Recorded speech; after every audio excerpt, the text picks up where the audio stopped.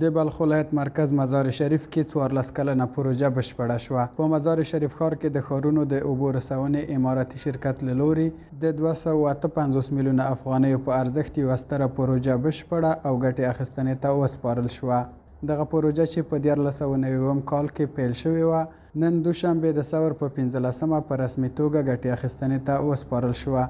د دې پروژې د پرانیستې مراسم د بلخ ولایت مرکز مزار شریف ښار په دیار شام هوټل کې ترسره شول چې پکې ګڼ شمېر چارواکو او قومي مشرانو برخه اخیستې وه. په یاده پروژه کې به د ښار لسګونه زره اوسیدونکو او د بلخ نوي پوهنتون ته د پاکو اوبو رسونې زمینه برابریږي.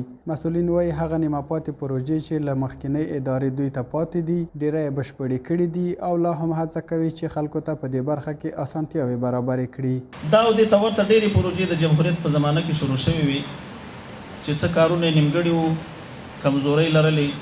اسلامي امارت رهبرۍ زموږ د شرکتونو محترمې ادارې د دې خلکو د ضرورت په احساس د دې لپاره په سختو شرایطو کې په دغومره اندازه باندې امکانات برابر کړل چې لله الحمد نن موږ او تاسو د دې پروژې شاهد یو چې موږ به د دې نه د کورونو په لحاظ باندې 10,000 کورنۍ چې تقریبا دا د 1 لک نه ډېر خلک کېږي او د پوهنتون ساحه او د هغې ټول محصلین چې د 10,000 نه بهر دي دې ټولو ته به د پاکو اوبو لاسرسی وشي.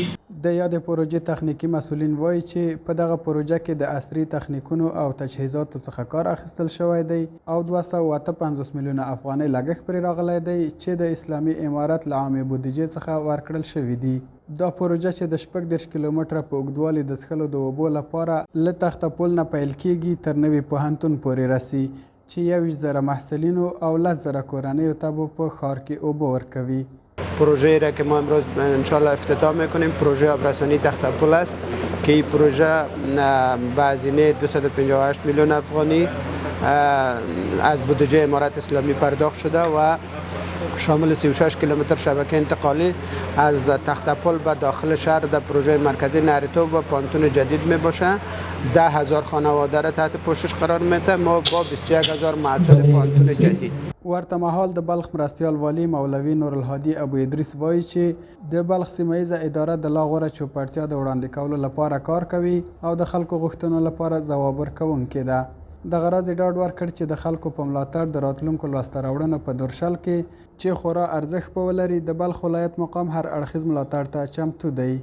آب مایه حیات و نیاز همه موجودات هست و من با نمایندگی از مقام ولایت بلخ به حمایت از این پروژه ها اطمینان می‌سپاریم که در بخش حل مشکلات آب مردم و هر گوشه و کناری که باشه تلاش نموده اطمینان می‌دهیم.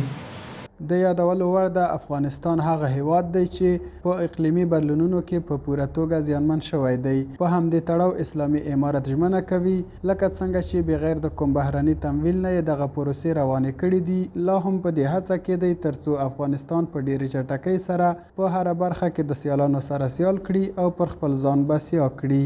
ضابط خان انځور، افغان نیوز، بلخ، مزار شریف.